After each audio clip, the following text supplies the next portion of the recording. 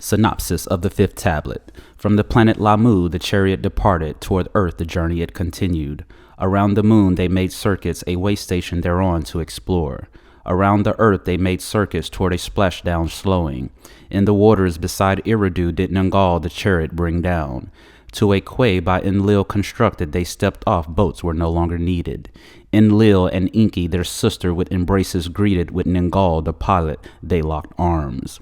The heroes, male and female, by the present heroes were with shouts greeted.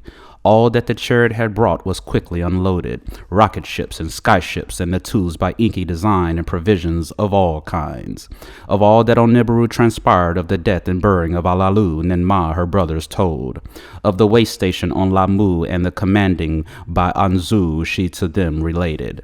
Enki of that uttered approval in lil words of bewilderment uttered. That is Anu's decision, his word is unalterable. Ninma to Enlil was saying, for the malady's relief I have brought. Ninma to her brother said. The fifth tablet. From her pouch a bag of seeds she brought out, seeds in the soil to be sown. A host of bushes from the seeds shall sprout, a juicy fruit they will produce. The juice and elixir shall form, for drinking by the heroes it shall be good. Their ailments it will chase away, happier their mood it shall make. In a cool place the seeds need to be sown, by warmth and water need they nourishing. So did Ninma to her brother say. The place that for this is perfect I will to show you, Enlil to her said. It is where the landing place was fashioned, where an abode of cedarwood I have made. In Enlil's skyship the two of them, Enlil and Ninma, skyward soared. To the landing place in the snow-covered mountains by the cedar forest brother and sister went. On the great stone platform the skyship landed, to Enlil's abode they went. Once inside, Enlil embraced her, with fervor he kissed Ninma. "O my sister, my beloved," Enlil to her whispered. By her loins he grabbed her, into her womb his semen he did not pour. "Of our son Ninurta, a word I bring you," Ninma to him softly said. "A young prince he is, for adventure he is ready, to join you on earth he is prepared. If here you stay, let us Ninurta, our son, bring over," Enlil to her said. To the landing place heroes were arriving, rocket ships by skyships to the platform they carried. From the pouch of Ninma the seeds were obtained, in the valley soil they were sown. A fruit from Nibiru on earth to be grown, in the skyship Enlil and Ninma to Eridu return. On the way Enlil to her the landscape showed, the Eden's extent to her he showed. From the skies Enlil to her his plans explained, an everlasting plan I have designed to her he was saying. That which for all time construction shall determine I have laid out. Away from Eridu where dry land begins my quarters shall be. Rasa will be its name, a place for directing it shall become. On the banks of the Baruno, the river of deep waters, will it be located. A twin thereof, a city shall in future arise, Lagos shall name it. Between the two on the plains a line have I drawn, 60 leagues thereafter a hailing city shall come into being. A city of your own it shall be, Shurabak, the haven city I shall name it. On the center line it shall be located, to the fourth city it shall be leading. nibru-ki, earth's crossing place I will name it, a bond heaven earth in it I shall establish. The tablets of destinies it shall house, all missions it will control. With Eridu 5 cities there shall be counted, to eternity they shall exist. On a crystal tablet Enlil to Ninma the master plan was showing. On the tablet she saw more markings, of them of Enlil she inquired. Beyond the 5 cities a chariot place I shall henceforth build, from Nibiru to earth directly to arrive, Enlil to her was responding. Why by Anu's plan for Lahmu Enlil was bewildered, Ninma then understood. "My brother, magnificent is your plan for the 5 cities," to him Ninma was saying. "The creation of Shurabak, a city for healing, as my abode for my own to be, is a matter for which grateful I am. Beyond that plan, do not transgress your father, your brother too, do not offend. You are wise as well as beautiful," Enlil to her said. In the Abzu Enki plans was also conceiving, where to build his house, where for heroes' dwellings to prepare, where the bowels of the earth to enter. In his skyship the extent of the Apsu he measured, its districts he did carefully survey. A distant land the Abzu was, beyond the waters from the Eden it was away. A rich land it was, bursting with riches, perfect in fullness. Mighty rivers rushed across the region, great waters there rapidly flowed. An abode by the flowing waters Enki for himself established. To the midst of the Absu, to a place of pure waters, Enki betook himself. In that land, the place of the deepness, Enki determined for the heroes into earth's bowels to descend. The earth's splitter, Enki there established therewith in the earth a gash to make, by way of tunnels, earth's innards to reach the golden veins to uncover. Nearby that which crunches and that which crushes he emplaced. The gold-bearing ores to crunch and crush by skyships to be carried. To the landing place in the Cedar Mountains to be brought, therefrom by rocket ships to the way station on Lamu to be transported. On earth, more heroes were arriving. Some to the Eden were assigned, some in the Absu tasks were giving. Rasa and Lakash by Enlil were constructed. Shurabak for Ninma he did establish. With her therein a host of female healers were dwelling, young ones who give succor. In nibru-ki, Enlil, a bond heaven earth was assembling, from there all missions to command. Between Eridu and the Absu, Enki was journeying back and forth, for supervising he went. On Lahmu, construction was progressing, heroes for the way station were also arriving. A shar, 2 shars, were the preparations lasting, then Anu gave the word. On earth the 7th day it was, a day of resting by Enki at the beginning decreed. At every place the heroes were assembled. A message from Anu, from Nibru beam they overheard. In the Eden they were assembled. Enlil was there in command. With him was Ninma, her host of young ones by her side were assembled. Alaga, who of Eridu was the master, was there. Apga, who the landing place commanded, also stood. In the Absu, where the heroes assembled, under the gaze of Enki they stood. With Enki was his vizier, Ishimud. Nungal, the pilot, was there too. On Lahmu, the heroes were assembled. With their proud commander, Anzu, they stood. 600 were on earth, 300 on Lahmu were gathered. In all there were 900. The words of Anu, the king, they all heard. Heroes of Nibiru, you are the saviors. The fate of all is in your hands. Your success shall for eternity be recorded. By glorious names you shall be called. Those who on earth are shall as Ananuki be known. Those who from heaven to earth came. Those who on Lakmu are Igigi shall be named. Those who observe and see they shall be. All that is required is ready. Let the gold start coming. Let Nibiru be saved. Now this is the account of Enki and Enlil and Ninma, their lovers, their loves and espousals, and by their sons the rivalries. Offsprings of Anu, the 3 leaders were, by different mothers were they born. Enki was the firstborn son, a concubine of Anu was his mother. Enlil by Antu, the spouse of Anu, was born, the legal heir he thus became. Ninma by another concubine was mothered, a half-sister of the 2 half-brothers she was. The firstborn daughter of Anu she was, by her name title Ninma, this was indicated. Greatly beautiful she was, full of wisdom, one quick to learn. Ea, as Enki then was named, by Anu to espouse Ninma was chosen. Thereby their offspring son, the legal successor thereafter to become. Ninma of Enlil, a dashing commander, was enamored. By him she was seduced, into her womb his seed he poured. A son from Enlil's seed she bore, Ninurta the 2 have named him. By the deed was Anu angered, as punishment he Ninma ever to be a spouse forbade. Ea, his bride to be, by Anu's decree abandoned, a princess named Damankina he instead espoused. A son and heir to them was born, Marduk they named him, one in a pure place born it meant. As for Enlil, a son not by a spousal he had, a spouse by his side to be he did not have. It was on earth, not on Nibru, that Enlil became espoused. The account of that is one of rape and exile and love that brought forgiveness, and of more sons that were only half brothers. On earth it was Shumer, to his abode in the cedar forest Enlil retreated. In the cedar forest was Enlil walking in the cool of the day. In a cool mountain stream some of Ninma's young ones to the landing place assigned were bathing. By the beauty and grace of one, Sud was her name, Enlil was enchanted. To his cedar wood abode Enlil her invited. Come, partake with me in the elixir of Nibiru's fruit that grew here. So he said. Sud into Enlil's abode entered, the elixir in a cup to her Enlil presented. Sud drank, Enlil drank too, to her Enlil of intercourse was speaking. Unwilling was the last. My vagina is too little, it knows not copulation, to Enlil she was saying. To her Enlil of kissing was speaking, unwilling was the last. My lips are too small, they know not kissing, to Enlil she was saying. Enlil laughed and embraced her, he laughed and he kissed her, his semen into her womb he poured. To Ninmah, Sud's commander, the immoral deed was reported. Enlil, immoral one, for your deed judgment you shall face, so did Ninmah to Enlil in anger say. In the presence of 50 Anunnaki 7 who judge were assembled.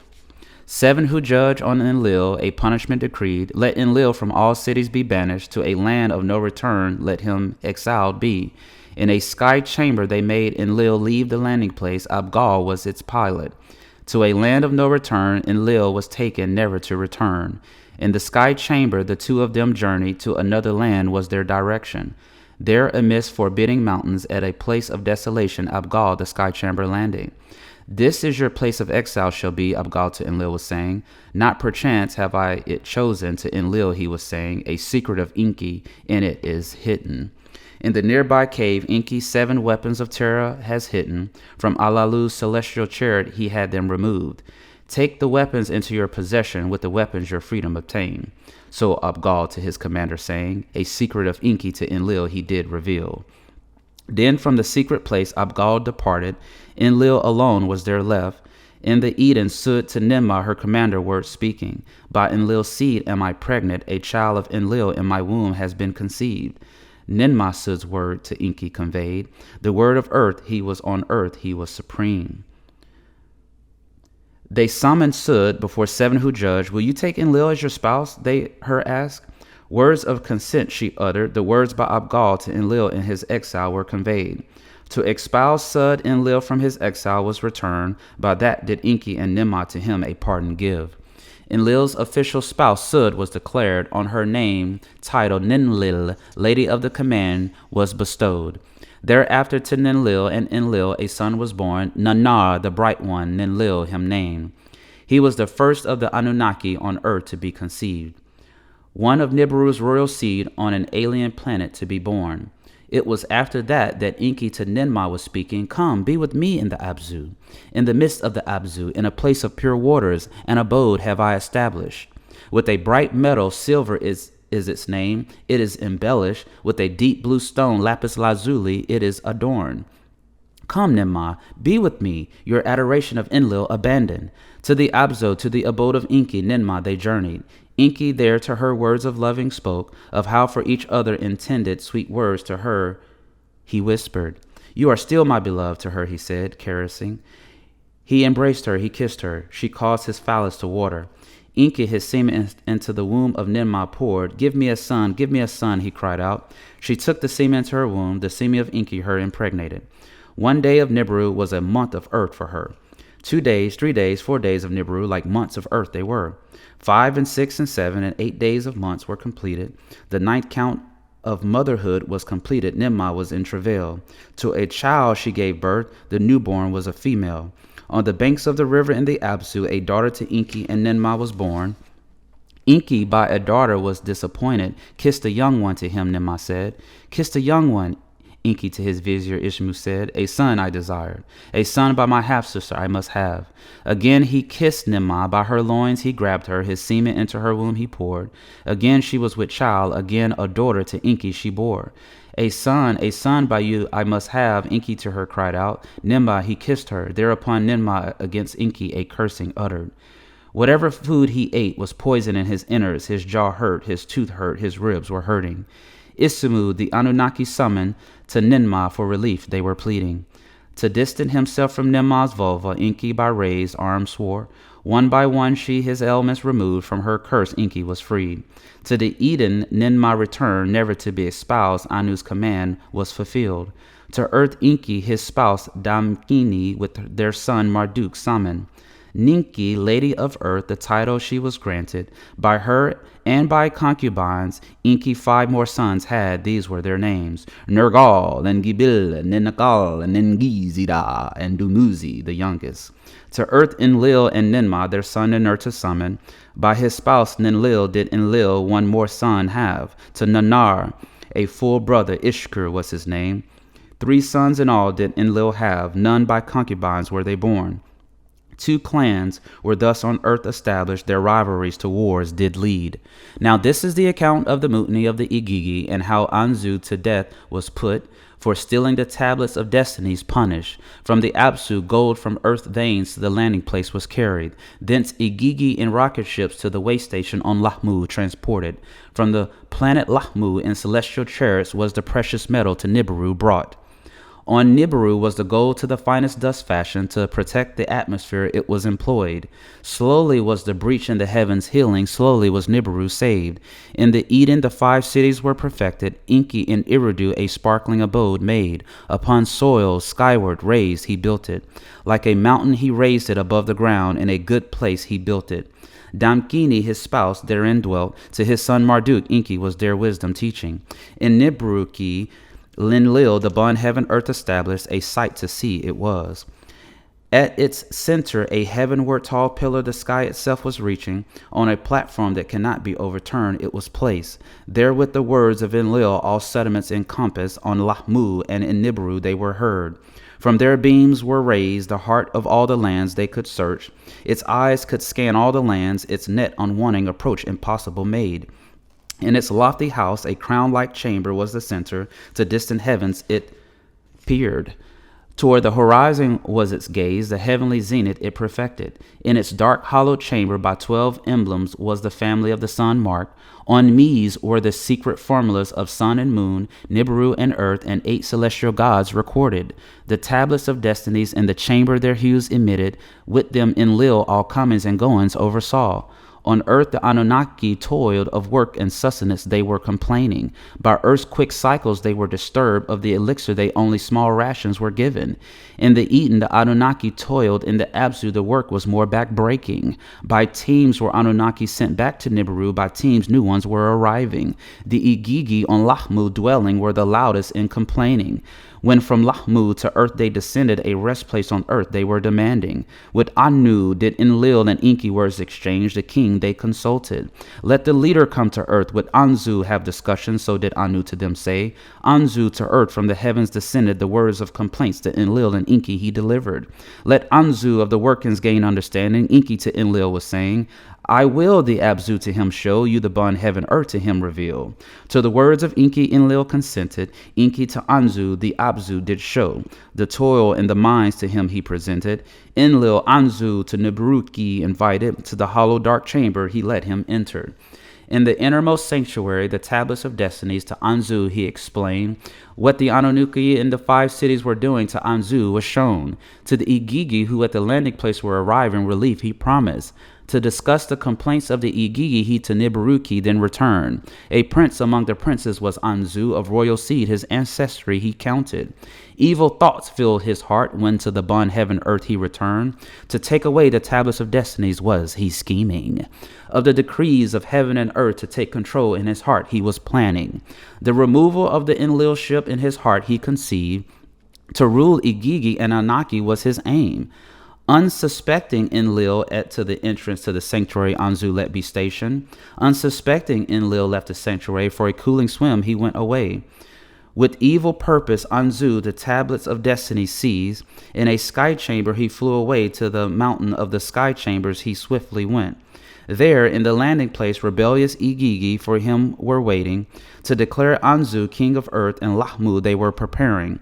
In the sanctuary of nibru-ki, the brilliance petered out, the humming quieted down. Silence in the place prevailed. Suspended were the sacred formulas. In nibru-ki, Enlil was speechless. By the treachery he was overwhelmed.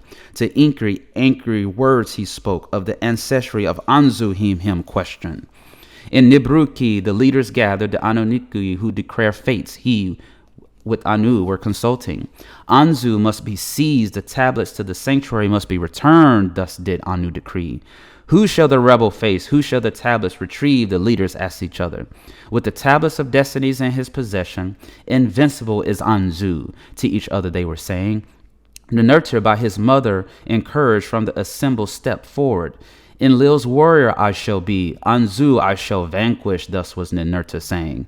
To the mountainside Ninurta set his course to vanquish the fugitive Anzu he undertook. Anzu from his hideout Ninurta was mocking, the tablets are my protection, invincible I am. Lightning darts Ninurta at Anzu directed, the arrows could not approach Anzu, backward they returned. The battle was steel, Ninurta's weapons Anzu did not vanquish. Enki then to Ninurta counsel gave, with your whirlwind stir up a storm. Let the dust cover Anzu's face, let the wings of his skyboard ruffle. For his son Enlil a mighty weapon fashion, a Tilu missile it was. To your stormer weapon attach it, when wing to wing near at Anzu shoot it. Dusted Enlil his son Ninurta instruct. When wing to wing near each other, let the missile fly as a lightning. Again, Ninurta in his whirlwind sword, Anzu against him in his skyboard rose to challenge. Wing to wing, Anzu in anger shouted, this battle would be your destruction. Ninurta, the advice of Enki, followed. With his whirlwind, a dust storm he created. The dust Anzu's face covered, the pinions of his skybird were exposed. Into their midst, Ninurta the missile let loose a fiery brilliance Anzu pinions engulfed. Like butterflies, his wings began to flutter. To the ground, Anzu came falling. The earth shook, the skies became darkened. The fallen Anzu Ninurta made captive. From him the tablets he retrieved. From the mountaintop the Igigi were watching. When to the landing place Ninurta came, they trembled and kissed his feet. Ninurta, the captive of Gaul and nibru-ki, set free. To Anu and Enlil his victory he announced. To nibru-ki he then returned. In its innermost chamber the tablets were reinstalled. Once again the brilliance therein returned. The hum of Mies in the tablets was restored. Before the seven who judged, Anzu for a judgment was taken. Enlil and Ninlil his spouse, Enki and his spouse Ninki, the one beforehand as Dumkini known. And the sons Nanar and Marduk were there. Ninma also was in judging. Ninurta of the evil deed spoke. There was no justification. Let death be the penalty, he said. The Igi by right were complaining. A rest place on earth they do need, Marduk in counter argued. By his evil deed, all the Anunnaki and Igigi Anzu did in danger, Enlil said. Enki and Ninma with Enlil agreed the evil must be extinguished, they said. To death by execution the seven judged Anzu. With a killing ray, Anzu's life breath was extinguished. Let his body to the vultures be left, Ninurta said. Let him on Lahmu be buried, in a cave next to Alalu be laid to rest, Enki was saying. From the same ancestral seed the two of them were. Let Marduk the body to Lahmu carry, let Marduk there as commander stay. So was Enki to the judges suggesting, let it be so, Enlil said. Now this is the account of how bad-tibira, the metal city, was established, and how in the 40th Shar, the Anunnaki and the Apsu mutinied. In the 25th Shar was Anzu judged and executed. The unrest of the Igigi it subdued, but left it simmering. To Lahmu Marduk was sent, the spirits of the Igigi to raise, to their well-being pay attention. On earth, changes were by Enlil and Enki discussed. To avoid unrest on earth they were considering. The stays on earth are too prolonged to each other, they were saying. Ninma for counsel they asked. By her changing visage they were alarmed. Gold to Nibiru must more quickly flow. Salvation must be faster provided, they all agreed. Ninurta in the innards of planets learned was, to his elders, words of wisdom he was saying. Let a metal city be established, therein the gold ores to be smelted and refined. Therefrom less weighty cargoes from earth shall be lofted. Each rocket ship more gold could carry, room from Anunnaki to Nibiru return there shall be. Let the tired to Nibiru return, let fresh ones them on earth replace. Enlil and Enki and Ninma of Ninurta's suggestion were in favor. Anu was consulted and his approval gave. In the Eden was the metal city plan. On that location Enlil did insist.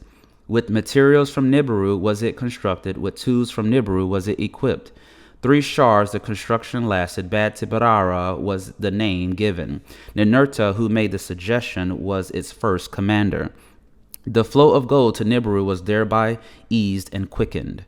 Those who to Earth and Lahmu at the beginning of the prior times had come, to Nibiru were returning. Alagar and Abgal and Nungal among them were. The newcomers who them replaced were younger and eager. To the cycles of Earth and Lahmu and the other rigors they were not accustomed. On Nibiru, whence they had come, the breach in the atmosphere was healing. The great calamities on the planet and in its heavens the younger ones did not know. Of their golden mission, excitement, and adventure they especially cherish. As by Ninurta conceived, the ores from the Abzu were delivered. In bad-tibira, they were smelted and refined. By rocket ships to Lahmu they were sent. In celestial chariots from Lahmu to Nibiru was the pure gold delivered. As by Ninurta conceived, from the Abzu to Nibiru the gold flowed. What was not conceived was unrest by the newcoming Anunnaki, who in the Abzu toiled. Truth be said, Enki to what was brewing heed was not giving.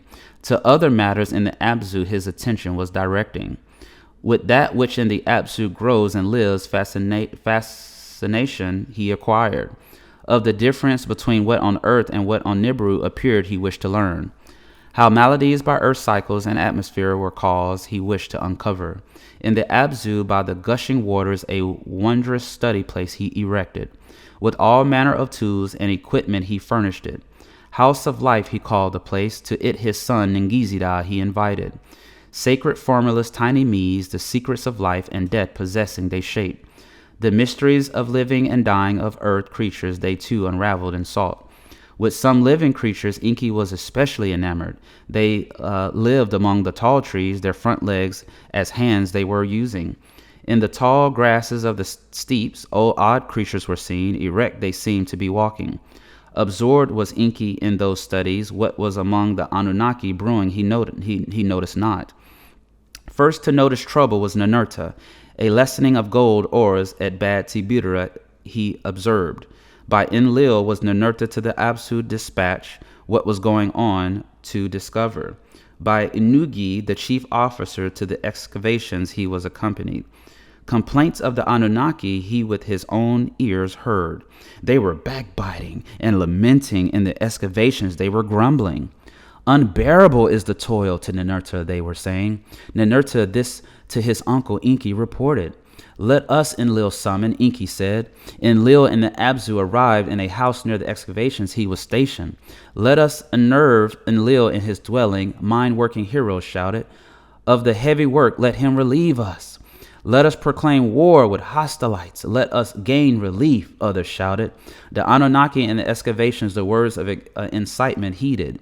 To their tools they set fire to their axes they put. They troubled Inugi, chief officer of the mining. In the tunnels they him seized. They held him as they went to the doorway of Enlil's dwelling. They made their way. It was night, halfway through the watch it was. Enlil's dwelling they surrounded, their tools as torches they high held.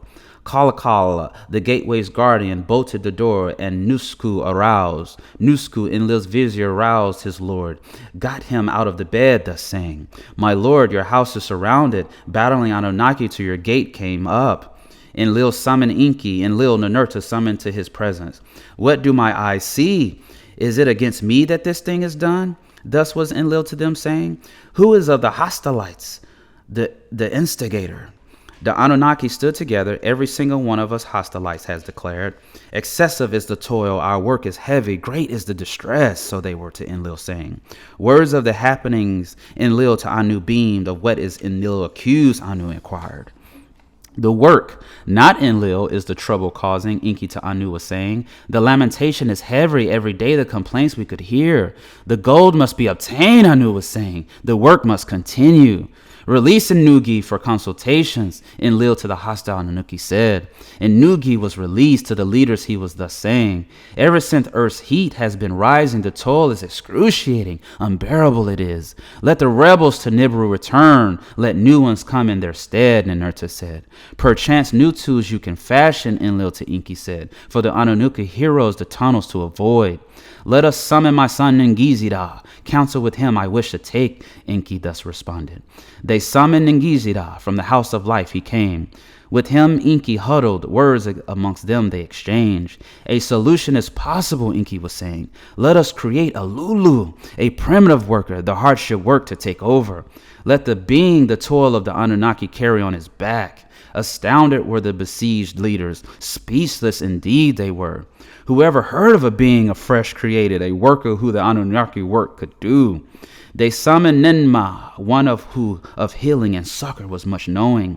Enki's words to her they repeated. Whoever of such a thing heard, they asked her. The task is unheard of, she to Enki said. All beings from a seed have descended. One being from another over aeons did develop. None from nothing ever came. How right you are, my sister, Enki said, smiling. A secret of the absolute let me to you reveal. The being that we need, it already exists. All that we have to do is put on it the mark of our essence. Thereby a Lulu, a primitive worker, shall be created, so did Enki to them say. Let us hereby a decision make, a blessing to my plan give, to create a primitive worker by the mark of our essence, to fashion him.